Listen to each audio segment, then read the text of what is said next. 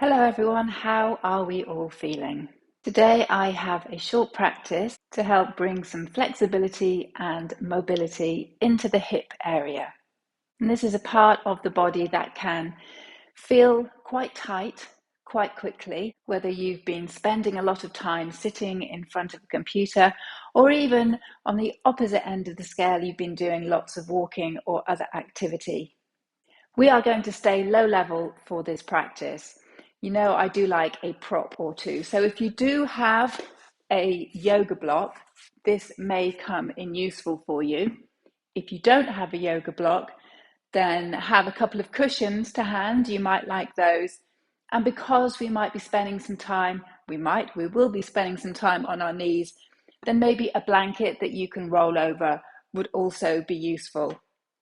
Anyway, make yourself comfortable. We are going to start in a seated position, whatever feels good for you. I'm going to sit on my heels, but if that doesn't work, then maybe grab your cushion, sit cross-legged, take a nice deep breath in, and we will begin our practice. So let's just start by settling ourselves mentally and physically into this space today. Close your eyes if that feels comfortable for you to do so. Just rest your hands wherever they fall. Find some softness through the fingertips. The more we relax through our fingers and our hands, then that relaxation tends to spread up the arms into the shoulders as well. If you've got your hands clenched into a fist, then obviously that is introducing tension into our body, and that's not somewhere we want to be. So we are drawing that breath in through the nose, really filling the lungs, diaphragm as we inhale, keeping the shoulders soft, and then as we exhale, either through the mouth or the nose, just feel the body relaxing. The thoughts in the mind begin to slow down a little bit. Finding that centering, that grounding breath.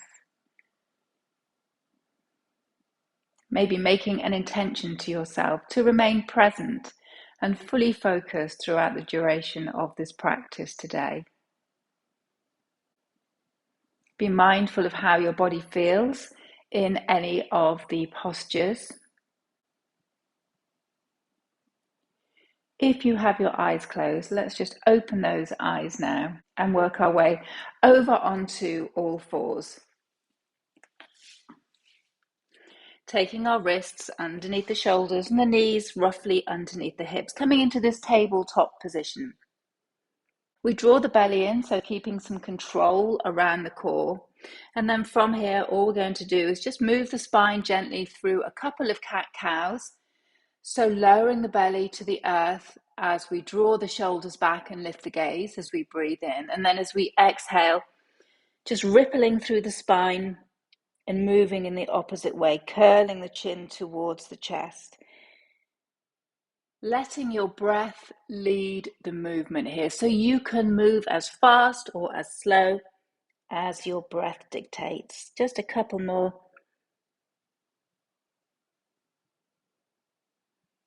And after that final exhale, in your cat pose, we bring ourselves back into a neutral position of the spine. We are going to lift our right leg up behind us now. It's so hard when you can't actually see what's going on. So we're lifting the sole of the foot towards the ceiling. In fact, you know what? I'm going to start on the opposite leg so you can see. So I'm starting on my left leg, lifting it up towards the ceiling. And then from here, all we are going to do is take the knee out to the side. And then lift the foot back to the ceiling. And then draw it out to the side. So just bringing some movement into our left hip and trying to keep that control through the center of our body as we do this. Let's just do one more. Taking that knee out to the side and then lifting it back up to the ceiling, dropping it all the way to the earth, and then finding that movement on the opposite side. So we lift the foot up to the ceiling as though you are trying to stamp on the ceiling. And then from here, we just take the knee out and we bring it back up. Try not to tilt the hips too much and keep that control through your center, and just doing 4 or 5 on each side. And if it gets too much, obviously just drop that knee back down towards the floor. Touch your toes together and just step your knees to the outside edge of the mat and just push your bottom back towards your heels and rest your head towards the earth, or even on your hands in a little child's pose here, just stretching out the side of the hips. If it feels too much to fold forward here and you're able to sit on your heels, then we can just come into this sort of wide-legged kneeling position. Just take a couple of breaths, centering yourself once more. And then we are going to come up onto our knees. So this is where you might want to have your blanket in front of you to rest your knees on, depending on how hard the floor feels underneath you, and also your block as well. Now, your block is useful for many postures. It just helps elevate the floor, lift the floor up a little bit. So I'm actually going to take my block over to the side. So we're on our knees, and we are going to take our right leg out to the side. So kneeling on the left knee, right leg extends to the side. We can be on the heel, we can take the foot to the floor as we bring our arms up to shoulder height, relaxing the shoulders, extending that right leg out. Take a lovely breath in, and as we exhale, take the right hand down the right leg, lift the left arm up, and a lovely bend over towards the right hand side. On your next inhale, bring the arms back to shoulder height, drop the left hand down either to the floor or onto the block, reaching the right arm overhead, and then taking that right leg up to hip height. So we have a straight line-ish from the outside of that right foot towards the tips of the fingers on that right hand. With control, see if we can bring ourselves back to our starting position. Keep the hands out for an extra core challenge as we take the right knee to the floor and the left leg out to the side. I didn't really think that through, did I? Because I'm going to have to move my block now. So we can take the block over to the opposite side, reaching the arms up to shoulder height.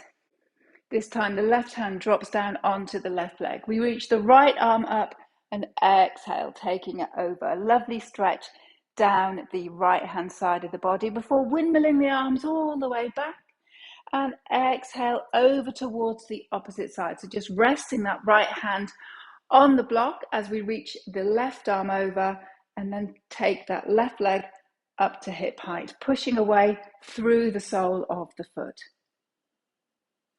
Drop it back down, bring yourself up, take your hands to your heart and come on to your knees. Sit back on the heels if you need to. Let's just move the old block out of the way. So if you are on your blanket, we can stay there for a little bit longer. As we bring our hands in front of us now, we're going to take that left leg out to the side once more. So we're on our hands, the left leg is out to the side, the toes of the right foot are tucked, and we're just sitting back a little bit onto that heel. This is a really nice stretch for the inside of the thigh.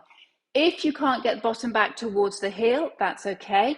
We can stay on the knees and on the hands, and we are still getting the same stretch, maybe just not with the intensity. So just work with where you are in this particular stretch. We can always walk the hands back or forwards as well. Breathing in, breathing out. And if we can, keep the hands where they are. Drop the knees back and take that right leg out as we sit back on the left heel. Just noticing the variations of one side of the body to the other, just seeing how it feels.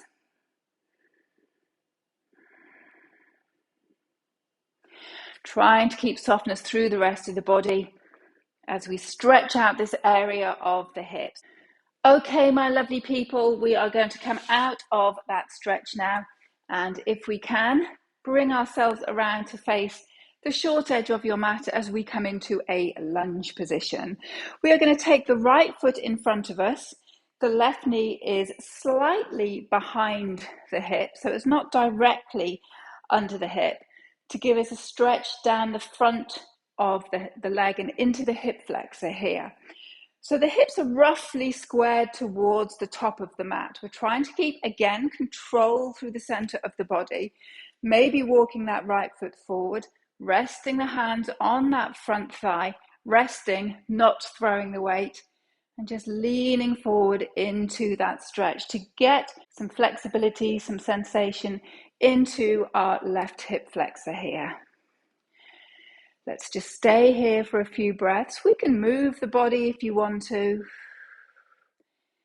So we are not locked in position. We are moving into the joints, keeping control around our core so we are not just throwing ourselves forward and dumping our weight forward, but we are maintaining the control as we stay lifted through the torso and just stretching into the front of that left hip. When we come to a position where we feel quite happy, we can take this right knee and just drop it over towards the right hand side. So we're coming onto the outside edge of that right foot.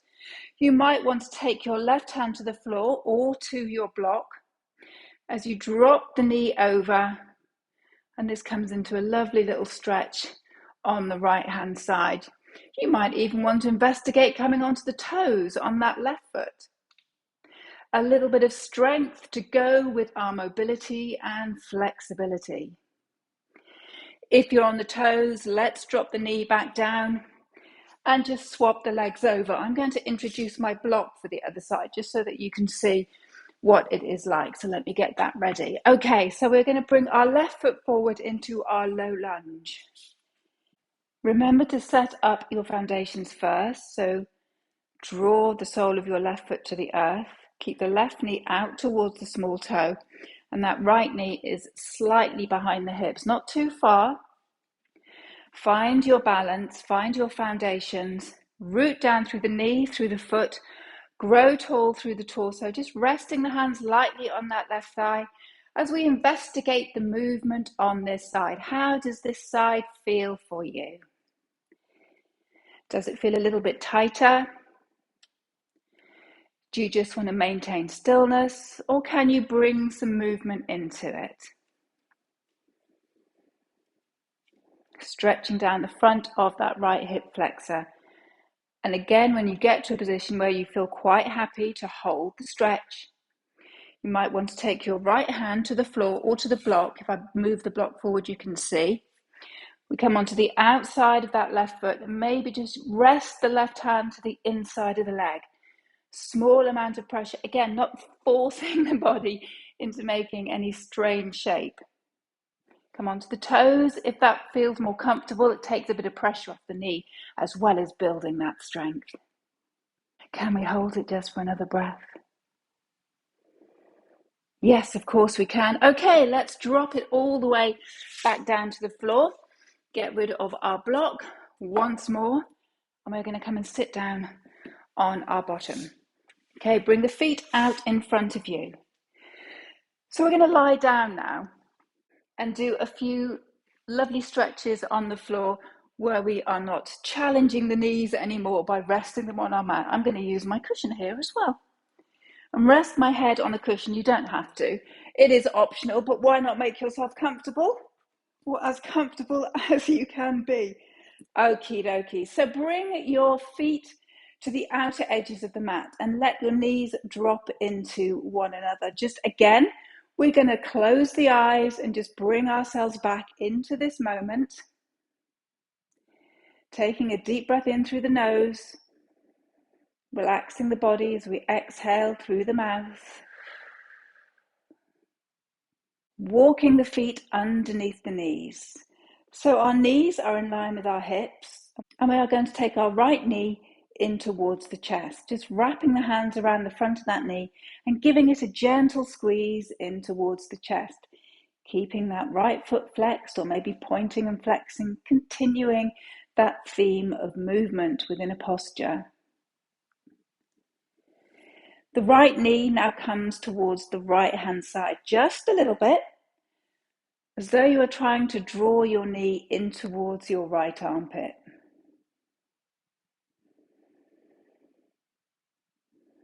And then from here, just taking that right ankle and placing it over your left knee in this figure of four shape. Very similar movements to the ones that we were doing kneeling, but obviously taking all the pressure off those knee joints. You can use that right hand just to push the knee away a little, or if you would like more stretch and you feel your body can move in that way, we can hook the hands behind the left leg as we draw the left leg in and actively push that right knee away. Keeping the shoulders soft on the mat here. This is a really nice stretch of the outside of those hips. Let's release the leg, cross them over, drop that right foot to the floor and hug that left knee in towards you. Nice big squeeze here, hugging it into the chest. And then slowly drawing it around the side of the body as though you're trying to tuck your knee into your armpit. Moving through the ankle, pointing and flexing, just bringing movement into these postures. From here, dropping that left ankle over the right knee, using the left hand to gently push the knee away from you. And again, depending on how your body feels, you might want to lift your right knee in towards you, hooking your hands behind. You will know if that stretch is too much. If you see your body doing this and you're straining to get your hands around that leg, then you know your body's going, nah, not for me. And you can keep that right foot on the floor. So we are pulling the right knee in. We are actively pushing that left knee away from us. We have softness going on through the shoulders and the chest here as well. Excellent. Okay, let's uncross the legs. Drop those feet elegantly back down towards the floor and just windscreen wipe the knees a little bit here. And our last little stretch for the hips today, we're going to cross our right leg over our left as though we are sitting on a chair and we have our legs crossed. You might be able to tuck your right foot behind your left calf, your left ankle. We're coming into a little bit of a twist. So we're going to drop both legs now over towards the left-hand side. Again, be mindful. If that is hurting or pulling in your back in any way, which I have to confess it is for me, we uncross the legs, stack knee over knee, and we just drop the legs over to the side. You're still getting a stretch to the outside of the hip. There is less intensity. There is less pulling on the lower back. So just listen to the body, and one side might be different to the other. See how it feels. Find some softness. Using your core, if you can, to bring yourself back into that central position. And we'll try it on the opposite side. So this time across the left leg over. You might want to wrap the legs and drop both knees over towards the right. And you will see a difference. You'll feel a difference from one side to the other. This side feels a lot easier for me personally. So I'm going to stay in this position. But if it's not working for you, we uncross the legs and we stack knee on top of knee. Again, using your core, if you can, to bring yourselves all the way back to center. Uncross the knees, hugging one knee, hugging both knees if you want to into your chest and giving yourself a little bit of a rock and roll here. You can stay lying down on your mat if you want to, or you can come back into a seated position, either back on your knees, cross-legged, whatever feels good for you to finish our little practice session today. Again, just drawing your attention back to your breath, maybe even closing your eyes. Once more, letting those hands relax wherever they fall. Take a lovely deep breath in through the nose. Exhale out through the mouth. Staying here for 3 or 4 breaths and drawing your attention down to the area of the hips and seeing if you notice any difference in how they feel from when you began this practice today.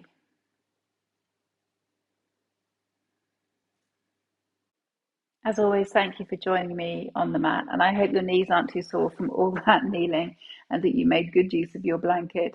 Next time, I'm going to do another hip video, but with more standing posture, so please do look out for that one as well. But until then, namaste.